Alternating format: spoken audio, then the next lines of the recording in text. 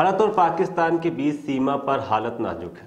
दोनों तरफ से हमले हो रहे हैं, जिससे हमारे देश के कई जवान घायल भी हुए हैं। तो वहीं पाकिस्तान ने दावा किया है कि उसने बुधवार को भारतीय वायुसेना के विंग कमांडर अभिनंदन वर्धमान को गिरफ्तार कर लिया।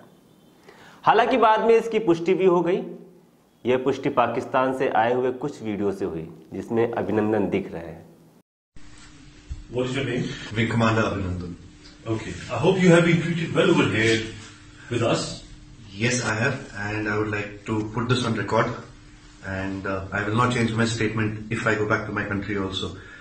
The officers of the Pakistani army have looked after me very well. They are thorough gentlemen, starting from the captain who rescued me from the mob and from his jawan, from the soldiers, and thereafter the officers into the unit which I was taken to. Okay. This is what I would expect my army to behave as, and I am very impressed by the Pakistani army. Okay, wonderful. So, Wing Commander, you hail from which place in India? Am I supposed to tell you this, Major? I'm sorry. I'm from down south. You're from down south? Yeah. Okay. And are you married? Yes, I am. You're married? Yes. Okay. I hope you like the tea. The tea is fantastic. Thank you. Okay. And now coming over to some specifics. Which aircraft you were flying? I'm sorry, Major. I'm not supposed to tell you this, but I'm sure you found the wreckage. And what was your mission? I'm sorry, I'm not supposed to tell you this. Okay. Thank you.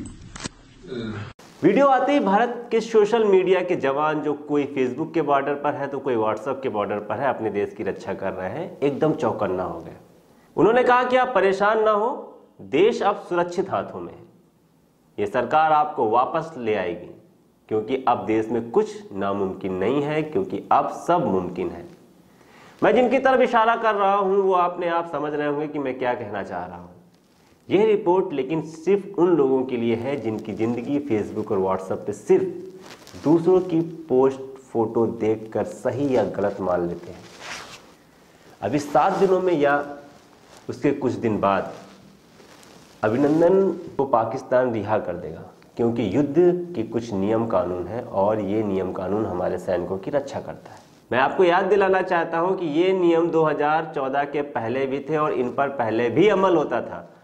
अभी ऐसा कोई चमत्कार नहीं हुआ है, ना आगे होगा, क्योंकि आपके सामने न्यूज़ और पेपर में ये बार बार दिखाया जाएगा कि सरकार ने कुछ ना होने दिया, वीर अभिनंदन को पाकिस्तान से वापस ले आए। वीर अभिनंदन को पाकिस्तान जरूर छोड़ेगा, क्योंकि वैश्विक पटल पर कुछ नियम हैं जो जवानों की सुरक्षा को ध्यान में रखकर बनाए गए हैं। जिन नियमों का मकसद युद्ध के समय मानवीय मूल्यों को बरकरार रखना है, युद्ध बंदियों के अधिकारों को बरकरार रखने के लिए बनाया गया था जेनेवा समझौता। जी हाँ, हम जेनेवा समझौता की बात कर रहे हैं। International committee of red cross के अनुसार जेनेवा समझौते में युद्ध के दौरान गिरफ्तार सैनिकों और घायलों के साथ कैसा बर्ताव करना है, इसके लिए दिशा निर्देश दिए गए हैं। जेनेवा समझौता सबसे पहले 1864 में हुआ, इसके बाद 1906, फिर 1929 में। द्वितीय विश्व युद्ध के बाद 1949 में 194 देशों ने मिलकर चौथी संधि की थी। अब जानते हैं क्या क्या है जेनेवा संधि में। इस संधि के तहत किसी भी तरह का भेदभाव सैनिक के साथ नहीं किया सकता है। इस संधि के तहत घायल सैनिकों की उचित देखभाल की भी व्यवस्था की जाएगी। जहां पे सैनिक को बंदी बनाया गया है या जिस देश ने सैनिक को बंदी बनाया गया, इसकी जिम्मेदारी होती है। संधि के अनुसार उन्हें खाना पीना और जरूरत की सभी चीजें दी जाएंगी। मतलब जो भी उसको खाना है वो दिया जाएगा, रहने के लिए जगह दी जाएगी, मतलब एक साजो सामान मुहैया कराया जाएगा जिसमें वो अपना जीवन यापन कर सके। जवानों और घायलों को डराया और धमकाया नहीं जा सकता है। मतलब फालतू की क्वेश्चन नहीं पूछ सकते हैं कि क्या प्लानिंग है क्या नहीं है, किस तरीके से उन्हें डराया और धमकाया नहीं जा सकता है किसी भी तरीके से।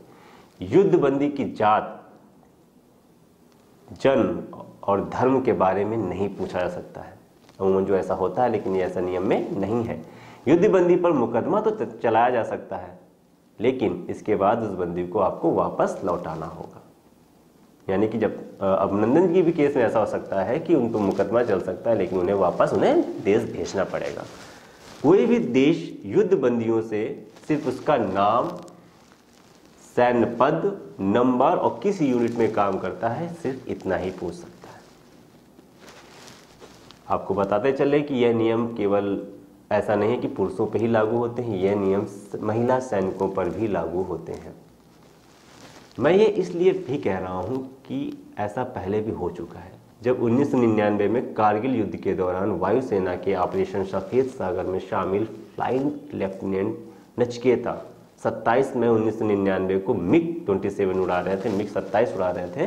किसी कारणवश उनके विमान में आग लग गई और वह पैराशूट के माध्यम से पाकिस्तान की सरहद इस्कर्दू क्षेत्र में सुरक्षित उतरे, जहां उन्हें पाकिस्तानी सेना ने हिरासत में ले लिया। इस घटना के एक हफ्ते के बाद उन्होंने रेड क्रॉस सोसाइटी को उन्हें सौंपा और 3 जून को वो भारत वापस आ गए थे। ऐसे ही अभिनंदन जी भी वापस आ जाएंगे। आप सभी उनकी रिहाई की कामना करें कि वे हमारे बीच जल्द से जल्द लौट के आए। लेकिन इनकी रिहाई में कोई जो राजनेता हो या कोई चौकीदार हो या कोई शेर हो या कोई फकीर राजनेता हो जो इनकी जिम्मेदारी ले रहा हो कि मेरी वजह से आए हैं, उनको ये जेनेवा संधि के बारे में ज़रूर बता दीजिएगा, क्योंकि आप अब बहुत ही ज़्यादा जान चुके हैं युद्ध के बारे में, जेनेवा संधि के बारे में। अब आपको कोई भी बेवकूफ़ नहीं बना सकता है, अपना दम नहीं दिखा सकता।